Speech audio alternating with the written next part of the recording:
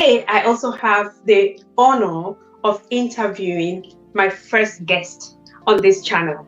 Yeah. And who is our guest today? Our guest today is not just a guest, but it's someone that, I'm so happy to have here because we share a path.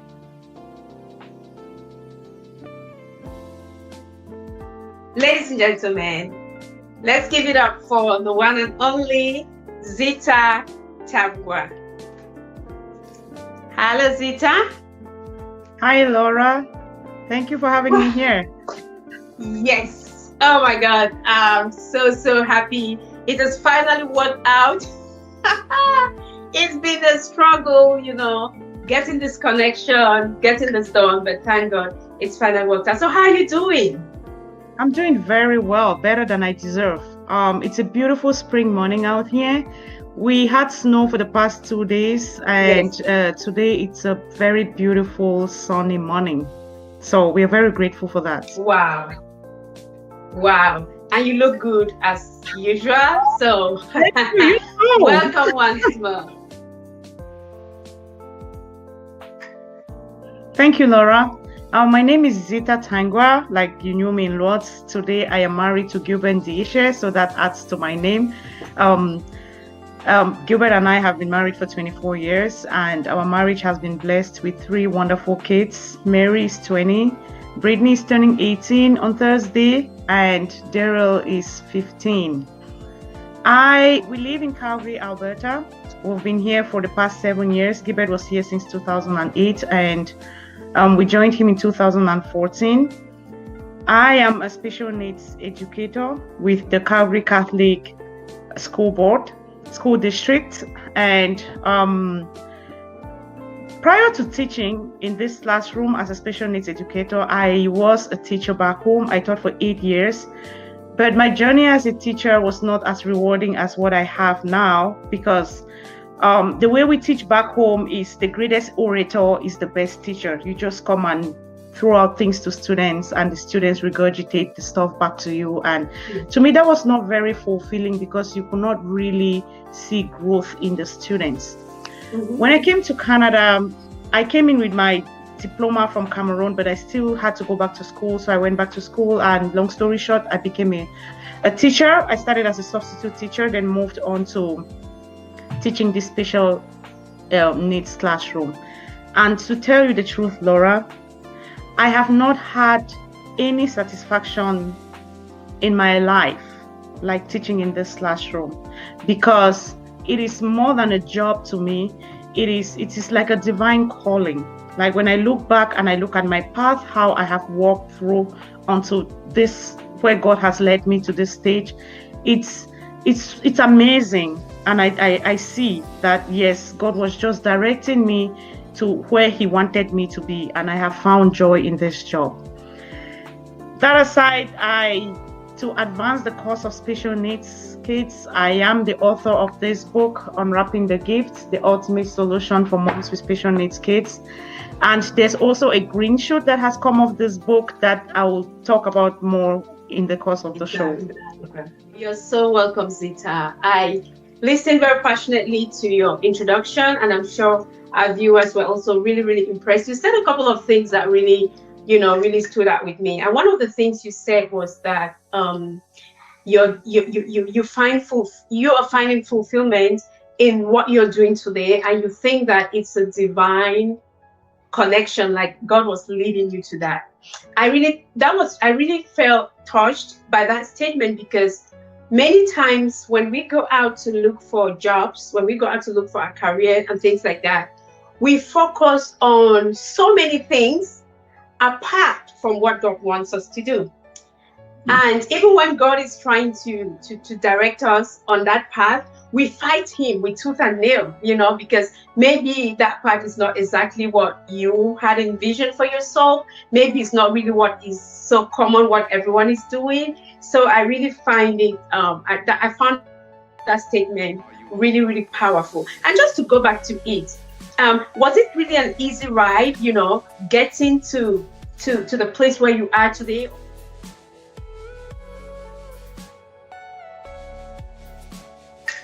Laura, it was very challenging. I'm not gonna come up like it was a walk in the park. It was not. It was very Mm-hmm. tough.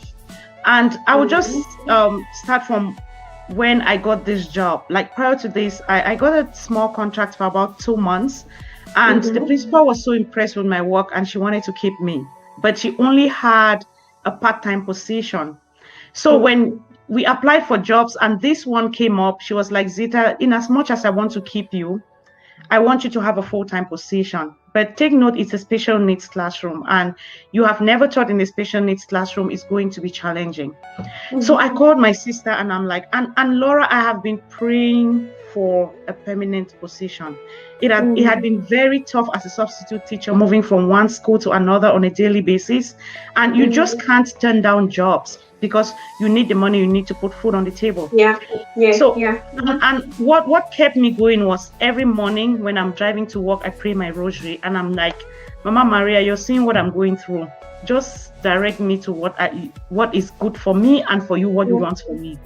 Yes. So when this job came up, I was kind of caught in between. I'm like, do I really want to do this? It's like this is not. I'm not cut out for this. So I went to the Mm-hmm. school and met the teacher that was in that classroom before me, and her experiences were not the best, and that just made matters worse. That's Mm-hmm. a tough one for me, like trying to determine if I really want to take this job or not. And I kept on praying. I called my sister in Botswana, and I spoke to her about the dilemma. Like I was caught in between these two things. What does she think? She told me, Zita, Mm-hmm. you have been praying for a job, and if this is what is available, take it. Yes. So I decided to take the job. When I started teaching, I had 9 kids in my classroom and 3 educational assistants. And the good thing is, these educational assistants were there the prior year. So they were very used to the kids. So I took a step back and I let them run Mm-hmm. the show because I wanted to get a feel of how the classroom works and then take that time to build relationship with the kids. So Yes. being a very poised person that I am, in a very short while, I had built excellent relationship with the kids and I got everything in control. And one other thing that gave me that push was because I didn't go into that classroom because I was looking at it as a job. I went in there with a purpose to make a difference in the life of those kids. And that is exactly what has happened. Like the times that I see the progress these Wow. kids have made, and I'm just amazed at how far they have come. So, and it gives me so much fulfillment. It's not about the money. It's just there's no price tag you can put when you see a kid who is unable to hold a pen actually holds the pen and traces out his name. It's there's just nothing you can there's no amount of money that can pay you for that surreal That moment. feeling. Yeah. Zita, you're really, really awesome. I just love, the way you talk. I just love the perspective that you have towards, towards your job, towards life in general, because it's always a package, isn't it? You can't have that perspective just in one area. It just overflows to every area of your life. And that's amazing. I really love what you said about, not going into it as a job, a job where you want to earn money and put food on the table, but going into it with the intention of transforming lives. That is so wonderful, because if we would do things with that intention, like I really just want to make a difference, I really just want to transform a life, then I think that the world around us will really, really be much better. So thank you so much. You are truly, truly a role model.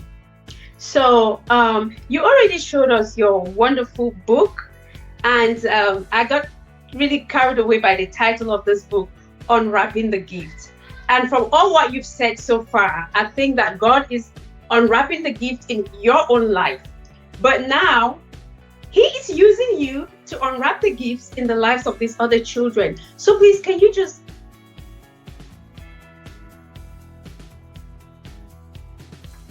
So Laura, when I started teaching in this classroom, I got to experience firsthand what parents with special needs kids have to face.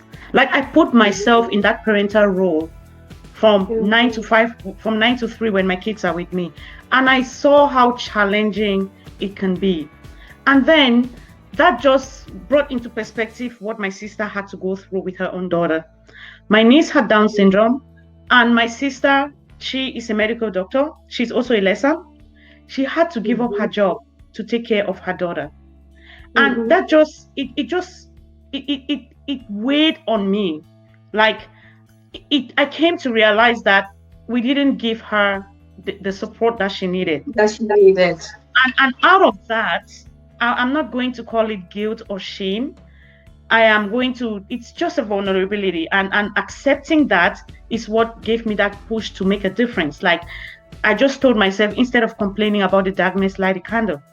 And I decided to light the candle by bringing out Lydia's story to the world in order to shed a light on the experiences that these families go through and how, as a community, we can make it better for them. Every child is a gift. No woman goes to the maternity to have a baby and is expecting a special needs child. None. But if God chooses you, because He says, before you were born, I knew you through and through. Yes. So He knew that you were going to have a special needs child. So how are we going to help them unwrap this gift? It is not an easy gift like every other child. Every child is a challenge, but it takes an extra effort when you have a special needs child. So my niece faced a lot of challenges at school. There are times when she'll be bullied and she's not fast enough to tell the educational assistant that she needs to use the bathroom, and she goes to herself, and she is punished for that. She is when people shout at her because she's not used to that at home, she got a love that is surreal. And my sister and her husband are missionaries, so they took this gift to her and they gave Lydia a love that this world, it's kind of out of this world. And that is why Lydia will pull back when people don't give her that, because that is all she knew. She knew the world is love. You have to love everyone the way they are. So it is from this backdrop and from my experiences in my classroom that I decided to write this book in order to raise awareness on the importance of giving special care to special needs kids. Because from our African perspective, there is a lot of stigmatization around special needs kids. People are blamed for having, and it's always the moms. It is always the moms, because they spend a lot of time with these kids. It's hard on them, and society doesn't make it any easier for them. So I decided to put this out. People should know, so that nobody has it like an excuse. Oh no, I didn't know. Ignorance is no longer accepted. Everyone accepts every child as a gift, and just like you need effort to unwrap a gift, put in the effort to unwrap this special gift, and then you'll be amazed at what you see. Like I tell you, Laura, the things that my kids do in my classroom just amaze me. Why? Because I have taken time to put a finger on what is good. What progress are they making? What are their strengths? How can I build on these strengths to make them have a fulfilling life? That is all we need to do. But before you get to that point, you need to come to a place of acceptance. How are you going to accept this gift? So that is the major point. That's the major drive behind how we can, as a community, help families with special needs kids accept their gift, and then move on to unwrapping it and finding the special talents their kids have. Wow. Awesome. I could listen to you forever. I was touched, when you said your sister went through a lot, and you realize now that you did not give her the support that she needed at that time. And that can always come with guilt. That can always come with some sense of regret. And it goes in so many other areas of life. Maybe some people who are maybe their marriage is broke. They stand there and they're thinking, okay, I would have done this, I would have done that. Or if maybe in parenting, you're going through challenges with the kids and stuff like that.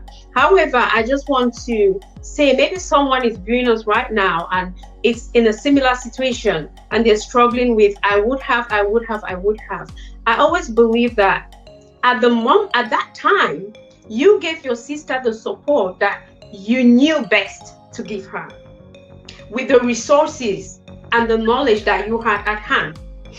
Today, at the level that you are, with the resources that you have, with what you know now, you will do better. So just like you rightly concluded, instead of crying about the darkness, light a candle. So just saying, if you are in such a situation, let the past be the past.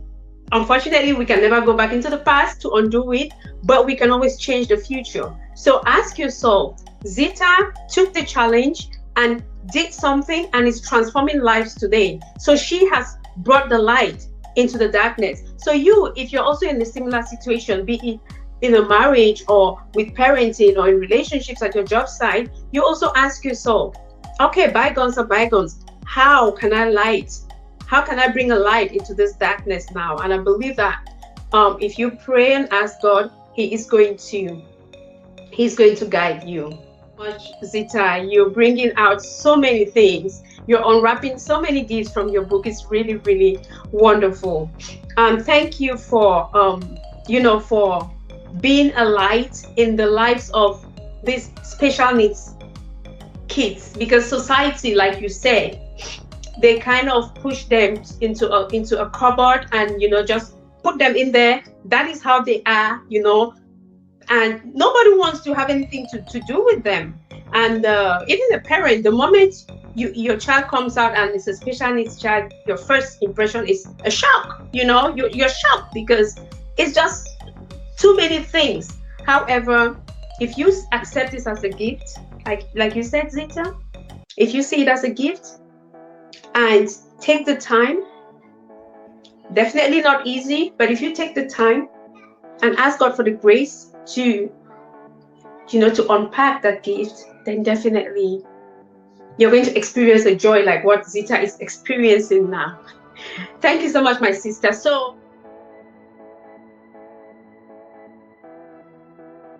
yeah, and just before this, I was talking to the lady that is running the center. She sent me pictures of the kids having their Easter party, and it was so heartwarming. They had their breakfast, and then the local CWA group came to spend time with them. It was so heartwarming. So I have come up with the breakfast program. Like after I wrote this book, I'm like, okay, I have put the information out there. I need to give back more. So I found out that there's a special needs center in my village in Bambili that is run by the local parish. So I spoke to the parish priest and found out from him how I can be of help. So he said the kids have lunch every day that is provided by the parish, and then they do craft work every day. So he just gave me a rundown of their activities, and then I heard this very clear voice, breakfast program. I'm like, oh no, how am I going to do this? This book is only going at $20. How am I going to provide breakfast to 21 kids? And I kept hearing it, and I'm like, okay, I am going to take this on. So since January, I committed the proceeds of my book to providing breakfast to these kids. Prior to this, when I was writing the book, my intention was to start up a charitable organization for my sister in Uganda so she can help families with special needs kids, because she has had first-hand experience. She can be in a better position to assist families. Oh, that is still in the works. So I'm like, while I'm waiting, there's something I can be doing meanwhile. So I spoke to the parish priest, and since January, I have been providing breakfast to the kids in the Our Lady of Consolation Special Needs Center in Bambili. And the response has been very heartwarming. The kids are very punctual at school now because they know they will have breakfast before lunch at 1 o'clock. And the attendance has even increased. She told me today they have had more kids coming in. So, and she told me the major challenge they have is transportation. There are only 21 kids in this center, and I know only in Bambili there are more than 21 special needs kids. And these 21 kids are sourced from all the neighboring villages around Bambili, like in Tuba subdivision. So all of them are sourced from that area. So if they have transportation services, we can be able to bring out more of these kids who have been kept in the closet to come out and be in a community and do something for themselves. So if you are buying this book, please know what you're getting. It's not just buying the book for the buying sake. There's a huge project behind.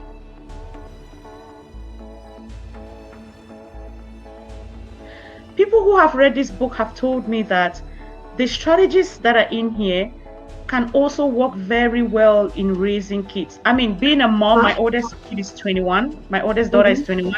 I tapped for my experiences as a mom and added some strategies in here that can help moms raise kids in a better way. Okay. Yes. So this is, if you don't have a special needs child, you don't have a friend with a special needs child, buy it and give it to other young parents, young families.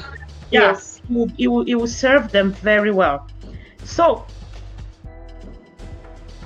you can get my book on Amazon, Amazon UK, Amazon Germany, Amazon.com, Amazon.ca. Just type in my name, Tamgwa Zita, and the book pops up. Wonderful, wonderful. And you know, when you were talking, I was just thinking, but come to think of it, special needs kids are kids, you know. So if you're writing a book that is going to help parents, it doesn't matter. You know, there's no description, there's no name tag to the kids. Kids are kids, you know, so definitely it's going to be of help to every parent.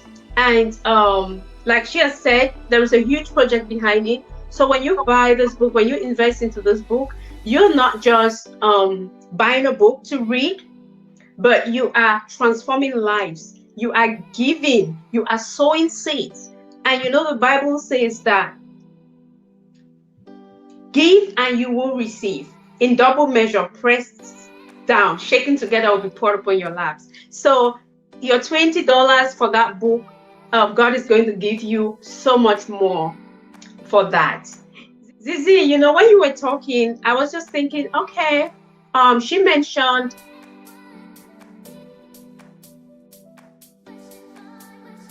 can you just tell us what is Lessa? Where is Bambili? You know, just break it down a little bit.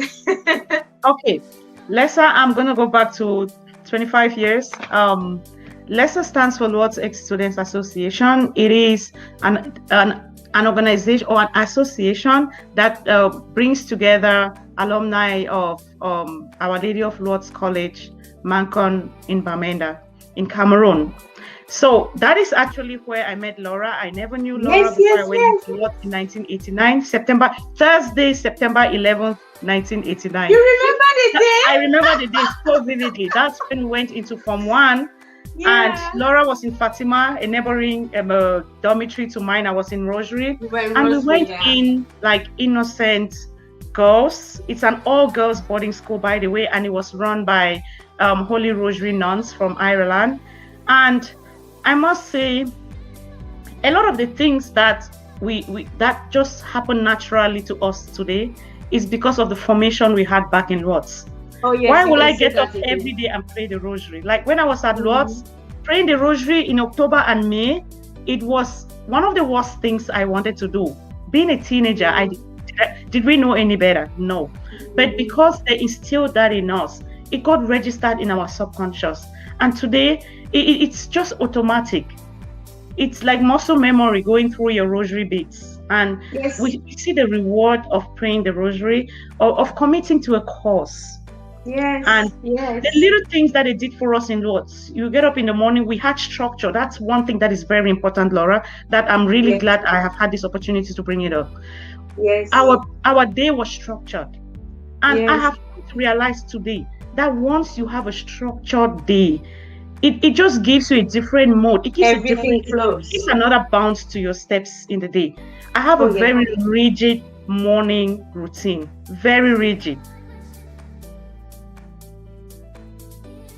I I have tried to build it up over the last 2 years when I came to realize how important it is to have a structured program. I get up in the morning, do a meditation, do my exercise, and then I start getting ready for school.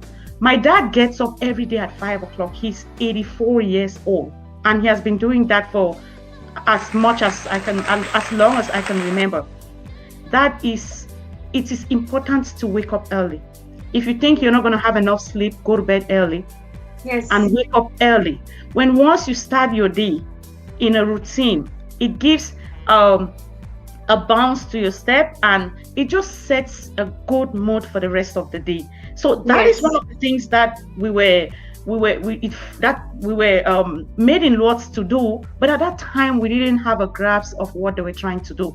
Now we get it, and I try to make my kids get into this habit of not just sleeping until whenever, but to have a rigid morning routine that you adhere to it regardless, and that's habit formation. Family is in West Africa, in Cameroon, in West Africa. It is a small village in Tuba subdivision in the northwest region of Cameroon. People who know about Caste Bambili and ENS Bambili, Bambili is actually the seat of education. It used to be the seat of education in West Cameroon. So we have the prominent schools like Caste Bambili and ENS Bambili, which has now been transformed into the University of Bamenda, seated in Bambili. So Bambili is pretty much on the spotlights. Wow. I didn't know that. I didn't know the University of Bamenda was ENS. Yeah. Oh, beautiful. Yeah. A beautiful Caste Bambili. Yeah. My dear sister, when you were talking about the education we had in words and how we all hated, getting up at 6 o'clock going for morning mass, I dreaded that as well. But that was part of the training. And it just reminds me of Proverbs 22 verse 6, which says, train up a child on the way they should go, and when they grow older, they will not depart from it. Sometimes as a parent, you may find it overwhelming to be consistent with the kids, because again, like you said, we dreaded those things. Same with our children today. They think we are boring. Sometimes when I call the kids and I say, hey guys, can you guys come downstairs? One of them will ask me, are we coming to pray? And I'll say, yes, now. And they'll say, no, mommy, we can't pray every day. And I said, well, we pray. You eat every day, so why don't you pray every day? Things like that. But they may not appreciate it today. But believe me, as we continue to model it to them, when they grow up, we will no longer be there. You and I are away today. Our moms are not there. There's nobody holding the stick and saying, Laura, get up and go and pray. But we are doing it because we have now come to see the fruits of it, and nobody has to tell us. So we have a duty and an obligation to pass that on to our children, isn't it? Yes. Wow, thank you so much. This has been a very, very rich, a very, very rich conversation. I've learned so much from you. You've really unwrapped the package, and I believe that our viewers have also learned so much.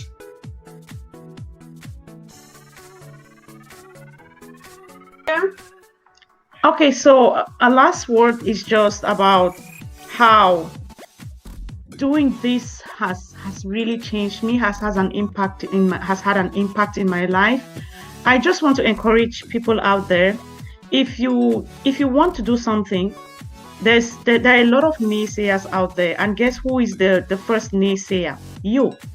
Yes. We are always good at telling ourselves of highlighting what is impossible and making excuses for not taking that step. Please, everyone has a story.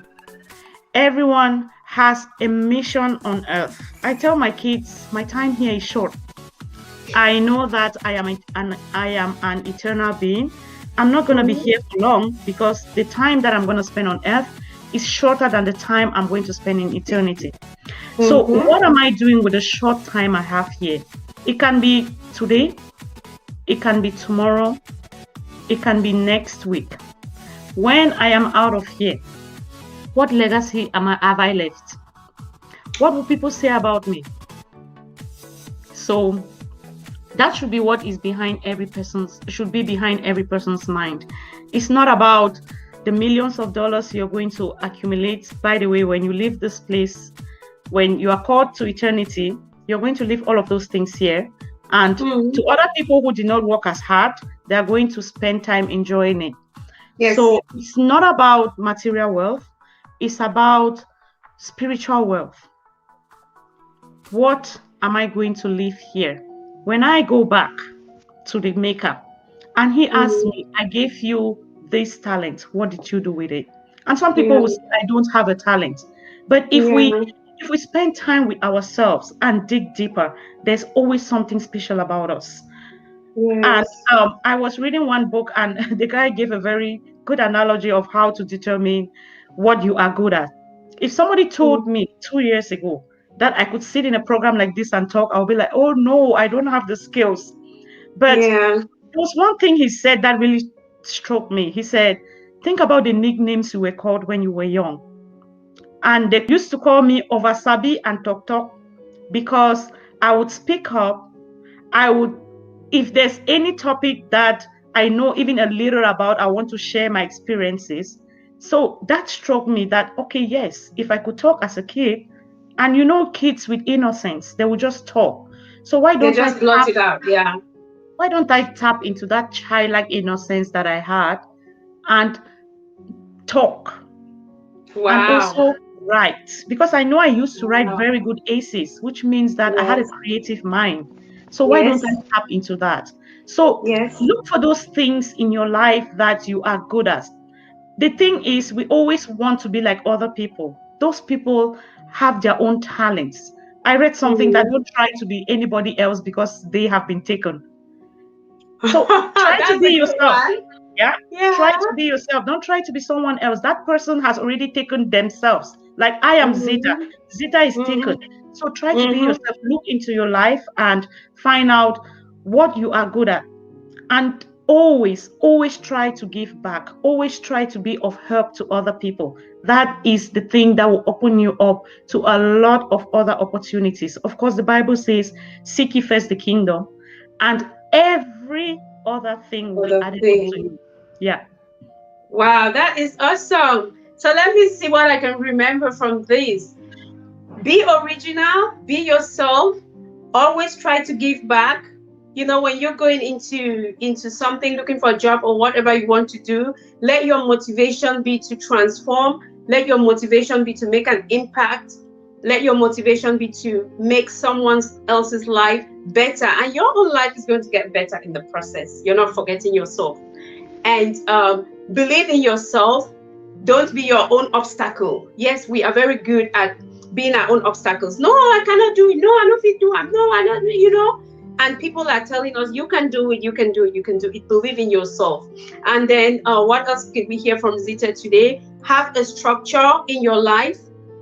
Have a structure, have a morning routine, and start with prayer. Start with prayer. Prayer is the key. Jesus started with prayer and ended with prayer. It's going to give a spring to your footsteps for the rest of the day. It's going to set the pace. And when you buy her book, you are investing in lives, you're transforming lives. And be open to the will of God, and believe that even when he's taking you on a path that you did not bargain for, he has a plan for you, and you are going to thank him. If you don't thank him in the process, you're going to thank him later. And there's so much more, my dear sister. I'm really, really so touched, and I'm so happy. I see now why God chose you to be my first guest on this channel. You've done a wonderful job. You've really, really impacted me. I'm so happy for all those who are going to get a chance to, to listen to you. And I hope that you're going to come back. Zita is already planning on writing her second book. I'm also an author. So we're going to come back again. I'm going to have her again so that we can talk a little bit about writing, writing your story. Because Zita, there's so many people, even some people who are listening to us right now, they are thinking, oh, well, maybe I have an interesting story, but I cannot write. I'm not a writer. And what do you think? Everyone can write, isn't it? Everyone can, Laura. I will agree with you 100%. Yes. Yes. Yeah. So, and everyone has a story. I always say your story can change someone's life. Tell your story, even if it's just to write it and leave it for your kids. It is important. It is really, really important. Before we go, Zita has a YouTube channel. I'm going to link it below in the comment box. So please check out her channel. She's just starting, new, fresh, but definitely things are going to be coming up. You know how she says she's Mommy Talk, so she's going to be talking a lot. Watch out for her, subscribe to her channel. And if you have any questions for Zita, please do not hesitate to maybe comment below. We are all going to be checking it. But also, Zita, how can someone contact you if they want to maybe support the project in Bambili? You know, apart from buying the book, if they want to support, or maybe they just have some special questions to ask you, how can they get in touch with you?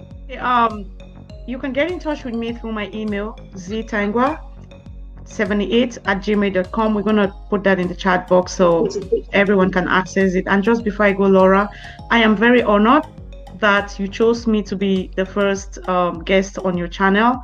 And like we always say, it is a lot doing. And I hope this is just a seed we are planting, like the mustard seed that is going to grow and touch many, many more lives. Thank you very much, Laura. I am honored, and I appreciate what you're doing to touch lives, and God is behind you.